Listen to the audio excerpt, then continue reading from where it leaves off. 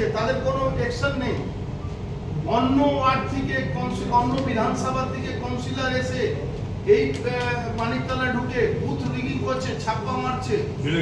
বেলিয়াঘাটার থেকে দুষ্কৃতী এই রাজু নস্কর আর ওদিকে সচিন সিং এরা ঢুকে ওখানে বুথ দখল করছে। প্যারামিলিটারি, স্টেট পুলিশ, কেউ তাদেরকে রোকার জায়গা নেই। 200 মিটারের ভিতরে কেউ যেতে পারে না, এটা ইলেকশন কমিশনের রুলসে আছে।